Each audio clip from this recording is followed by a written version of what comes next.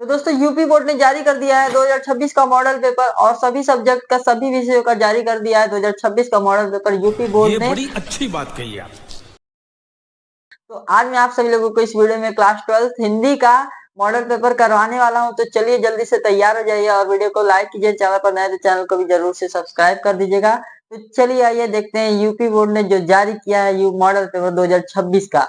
तो सबसे पहले देखिए हमारा जो पेपर रहेगा वो एमसीक्यू में सबसे पहले 5 एमसीक्यू पूछा जाएगा गद्य से और 5 पद्य से। उसके बाद हमारा आता है गद्यांश, फिर पद्यांश, उसके बाद जीवन परिचय, पंच, फिर उसके बाद कहानी, खंड काव्य एंड उसके बाद फिर संस्कृत के जो खंड होते हैं वो सब आते हैं और उसके बाद व्याकरण से कुछ आते हैं और उसके बाद लास्ट में निबंध और पत्र। ये होता है पूरा पेपर पैटर्न। तो चलिए मैं आप सभी लोगों को उस पेपर पैटर्न पर आधारित जो यूपी बोर्ड ने जारी किया है 2026 का मॉडल पेपर उसको मैं आप सभी लोगों को इस वीडियो में कराऊंगा।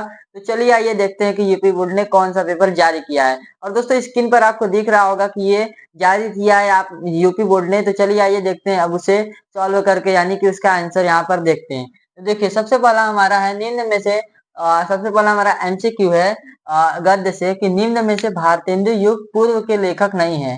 तो हमें यह बताना है कि हमें 4 ऑप्शन दिया है, लक्ष्मण सिंह, शिव प्रसाद, सितारे हिंद, इंसा अल्लाह खां और श्रीधर पाठक। तो निम्न में से भारतेंदु युग पूर्व के लेखक नहीं है। भारतेंदु युग के पूर्व के लेखक कौन नहीं है ये हमें बताना है। देखिए यहाँ पर सबसे पहले ये जो लक्ष्मण सिंह है ये तो हमारे भारतेंदु युग के पूर्व के लेखक हैं। जो लक्ष्मण सिंह है वो हम भारतेंदु युग के पूर्व के लेखक हैं। इंशाअल्लाह खां भी भारतेंदु युग के पूर्व के लेखक हैं और शिव प्रसाद सितारे हिंदी भी हमारे भारतेंदु युग के पूर्व के लेखक हैं। तो अब बच गया एक ही ऑप्शन, वो कौन सा ऑप्शन है? ऑप्शन नंबर डी यानी कि श्रीधर पाठक। तो हमारा चौथा आंसर एकदम सही हो जाएगा, श्रीधर पाठक भारतेंदु युग के पूर्व के लेखक नहीं है। तो दोस्तों इसी तरह से बोर्ड एग्जाम पेपर दिए बनाया है 2026 का। इस बार पेपर पैटर्न थोड़ा सा हल्का से चेंज हुआ है। जो क्वेश्चन है थोड़ा इधर उधर से आए हैं, थोड़ा अलग चेंज होकर आए हैं। तो आप लोग इसका विशेष ध्यान रखिएगा। अब देखिए दूसरा क्वेश्चन है हिंदी का पहला मौलिक उपन्यास कौन सा है? हिंदी का पहला मौलिक उपन्यास हमें बताना है। तो आनंद मठ, परीक्षा गुरु, गबन और तितली। दोस्तों ये क्वेश्चन मैं आप सभी लोगों को अपने पिछले वाले वीडियो में भी बताया था हिंदी के। तो चलिए आइए देखते हैं इसका आंसर। देखिए जो हमारा हिंदी का पहला मौलिक उपन्यास होता है वो परीक्षा गुरु होता है। क्या होता है? परीक्षा गुरु। तो दोस्तों परीक्षा गुरु हमारा जो पहला मौलिक उपन्यास है हिंदी का परीक्षा गुरु है। उसके बाद देखिए जयशंकर प्रसाद के समकालीन नाटककार हैं, यानी कि जयशंकर प्रसाद का हमें समकालीन नाटककार को बताना है। तो देखिए यहाँ पर बाल कृष्ण भट्ट, मोहन राकेश, गोविंद वल्लभ पंत या विष्णु प्रभाकर। तो दोस्तों विष्णु प्रभाकर, बाल कृष्ण भट्ट और मोहन राकेश ये तीनों हमारे जयशंकर प्रसाद के समकालीन नाटककार हैं। लेकिन जो गोविंद वल्लभ पंत है वो जयशंकर प्रसाद के समकालीन नाटककार नहीं है। तो दोस्तों यही हो गया हमारा आंसर। गोविंद वल्लभ पंत जो है वो जयशंकर प्रसाद के समकालीन नाटककार हैं। तो दोस्तों इसी तरह से बोर्ड ने इस बार पेपर को बनाया है, थोड़ा क्वेश्चन को अलग किया है। तो दोस्तों अब आइए बढ़ते हैं अपने अगले क्वेश्चन की तरफ। तो दोस्तों अब मैं आप सभी लोगों को अगले क्वेश्चन को कराने वाला हूँ जो एमसीक्यू में पूछे जाते हैं और गद्य से हैं। तो देखिए सबसे पहला हमारा है चौथा एमसीक्यू जो गद्य से पूछा गया है। तो देखिए आलोचना के क्षेत्र में सर्वाधिक उल्लेखनीय है, यानी हमें ये बताना है कि आलोचना का जो क्षेत्र है उसमें सर्वाधिक यानी कि सबसे अधिक क्या है? उल्लेखनीय क्या है? सर्वाधिक मतलब सबसे अधिक उल्लेखनीय क्या है? देखिए तो मिश्र बंधु हैं कि गुलाब राय हैं कि रामचंद्र शुक्ल हैं या प्रेमचंद्र। दोस्तों आपको पता होगा कि आलोचना के जो सम्राट है वो रामचंद्र शुक्ल जी हैं। तो इसका आंसर हमारा तीसरा हो जाएगा करेक्ट। तो आलोचना के क्षेत्र में सर्वाधिक उल्लेखनीय, सर्वाधिक प्रसिद्ध कौन है? तो हमारे रामचंद्र शुक्ल जी हैं। तो इसका तीसरा आंसर हमारा करेक्ट हो जाएगा।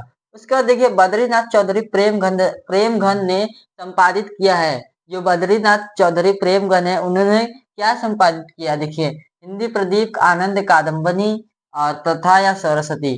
तो बद्रीनाथ चौधरी प्रेमघन ने जो संपादित किया है वो क्या किया है? आनंद कादम्बनी, यानी कि हमारा तीसरा आंसर एकदम करेक्ट हो जाएगा। आनंद कादम्बनी जो है वो बद्रीनाथ चौधरी ने संपादित किया है। उसके बाद देखिए हमारा, अब देखिए यहाँ से ये पद्य का स्टार्टिंग हो गया, गद्य खत्म हो गया, यानी कि 5 एमसीक्यू गद्य से, 5 एमसीक्यू पद्य से पूछे जाते हैं। तो हमारा 5 एमसीक्यू गद्य से हो चुका है। अब आइए बढ़ते हैं अपने पद्य की तरफ। देखिए हमारा जो पद्य से एक पूछा गया है प्रयोगवाद की विशेषता है। प्रयोगवाद क्या होता है, इसकी विशेषता, यानी कि प्रयोगवाद जो है उसकी हमको विशेषता बतानी है। तो हमारा देखिए प्रयोगवाद की जो विशेषता है वो क्या है, नवीनता के प्रति आग्रह, नवीनता के प्रति आग्रह, दूसरा ऑप्शन हमारा करेक्ट हो जाएगा। तो प्रयोगवाद की विशेषता क्या है, नवीनता के प्रति आग्रह। तो देखिए इस बार का पेपर पैटर्न थोड़ा सा हमको लग रहा है चेंज हुआ है, थोड़ा सा इसमें इस बार के पेपर है वो थोड़े अजब से आ रहे हैं, क्योंकि हर बार के पेपर में ऐसा नहीं आता था, लेकिन इस बार थोड़ा सा हमको अलग लग रहा है मॉडल पेपर में। तो दोस्तों अब आइए बढ़ते हैं अपने अगले एमसीक्यू की तरफ जो पद्य से पूछे गए हैं। हाँ तो दोस्तों अब मैं आप सभी लोगों को गद्य का अगला एमसीक्यू बताने वाला हूँ, तो चलिए आइए देखते हैं। देखिए तो हमारा अगला है, किस युग को जागरण सुधार काल कहा जाता है, यानी कि हमें क्वेश्चन दिया गया है कि किस युग को जागरण सुधार काल कहा जाता है। जागरण सुधार काल, तो जागरण सुधार काल देखिए किस युग को कहा जाता है। ऑप्शन दिया गया है भारतेंदु युग, छायावाद, द्विवेदी युग या प्रगतिवाद। तो जागरण सुधार काल, देखिए जागरण सुधार काल हमारा द्विवेदी युग को कहा जाता है। किस युग को कहा जाता है, द्विवेदी युग को। तो हमारा ऑप्शन नंबर जो सेकंड है वो सही हो जाएगा। कौन सा युग, जागरण सुधार काल को क्या कहा जाता है, द्विवेदी युग, द्विवेदी युग, याद रखिएगा। निम्न में से कौन प्रयोगवादी कवि नहीं है, यानी कि हमें 4 कवि दिए गए हैं, उसमें से बताना है कि कौन प्रयोगवादी कवि नहीं है। देखिए हमारा नागार्जुन, केदारनाथ अग्रवाल, त्रिलोचन और नेमीचंद जैन। तो दोस्तों नागार्जुन जो है वो प्रयोगवादी कवि नहीं है, याद रखिएगा। ऑप्शन नंबर हमारा पहला जो है वो करेक्ट हो जाएगा, नागार्जुन जो है वो हमारा आंसर सही हो जाएगा, क्योंकि नागार्जुन जो है वो प्रयोगवादी कवि नहीं है। उसके बाद देखिए मैथिली शरण गुप्त किस युग के कवि हैं, तो हमें बताना है कि मैथिली शरण गुप्त किस युग के कवि नहीं है। ऑप्शन दिया गया है भारतेंदु युग, छायावादी युग और द्विवेदी युग और प्रगतिवाद। तो इसमें से हमें बताना है कि कौन युग के कवि नहीं है। तो दोस्तों मैं आप सभी लोगों को बता दूं कि जो मैथिली शरण गुप्त जी हैं वो द्विवेदी युग के कवि हैं, आपको इसको ध्यान से याद रखना है। और तो हमारा द्विवेदी युग कहाँ दिया है, ऑप्शन नंबर सेकंड है, ऑप्शन नंबर सेकंड एकदम करेक्ट हो जाएगा, द्विवेदी युग। हमारे द्विवेदी युग मैथिली शरण गुप्त कौन से युग के कवि हैं, द्विवेदी युग के कवि हैं। तो द्विवेदी युग के कवि कौन है, मैथिली शरण गुप्त जी है। दोनों तरह से क्वेश्चन आ सकता है, तो दोनों तरह से याद रखिएगा। महाप्राण के नाम से कौन सा कवि, महाप्राण के नाम से कौन सा कवि विख्यात है, तो महाप्राण के नाम से कौन सा कवि विख्यात है, तो देखिए महादेवी वर्मा, सूर्यकांत त्रिपाठी निराला, प्रताप नारायण मिश्र और सोहन लाल द्विवेदी। दोस्तों महाप्राण के नाम से, महाप्राण के नाम से सूर्यकांत त्रिपाठी निराला जी जो है वो विख्यात है, यानी कि प्रसिद्ध है। तो सूर्यकांत त्रिपाठी निराला हमारा answer option number 3 is correct, यानी कि हमारा जो तीसरा आंसर है वो बिल्कुल सही हो जाएगा। दोस्तों इस तरह से हमारे 10 एमसीक्यू पूछे जाते हैं। अब आइए बढ़ते हैं अपने गद्यांश और पद्यांश की ओर और बाकी जितने भी बचे क्वेश्चन है उसकी ओर। हाँ तो दोस्तों अब देखिए आगे के जो टॉपिक्स है उसको मैं आप सभी लोगों को बहुत ही शॉर्ट्स में बताऊंगा, क्योंकि व्हाइट बोर्ड में पॉसिबल नहीं है कि मैं आप सभी लोगों को करा पाऊं। तो चलिए आइए मैं आपको शॉर्ट में बताता हूँ कि गद्यांश पद्यांश को आप कैसे करेंगे। देखिए सबसे पहला हमारा गद्यांश जो आता है वो 10 नंबर में पूछा जाता है। इसमें हमारे गद्यांश से 5 क्वेश्चन पूछे जाते हैं, प्रत्येक प्रश्न 2-2 नंबर के होते हैं। आपको पांचों अंक 2-2 नंबर के मिल जाएंगे, तो आपको 5 अंक 5 क्वेश्चन करना होगा, 2 नंबर के रहेंगे। इसी तरह देखिए हमारा पद्यांश भी होता है, इससे भी हमारे 5 क्वेश्चन पूछते हैं, प्रत्येक प्रश्न 2-2 नंबर के होते हैं। तो आपको इससे और इससे 20 नंबर ऐसे हो गया, 10 नंबर वो एमसीक्यू के, तो 30 नंबर हमारा ऐसे हो गया। उसके बाद देखिए हमारा आता है साहित्यिक परिचय लिखना होता है लेखक और कवि का, यानी कि 5 नंबर हमारे लेखक के साहित्यिक परिचय पर मिलता है और 5 नंबर कवि के साहित्यिक परिचय पर। और दोस्तों लेखक और कवि का मैं आप सभी लोगों को वीडियो बना दिया हूँ इस साहित्यिक परिचय का, तो आप लोग जाकर मेरे चैनल पर देख सकते हैं। उसके बाद देखिए हमारा कहानी आता है, पंचलाइट कहानी जैसे हो गया, बहादुर कहानी हो गया, लाठी हो गया।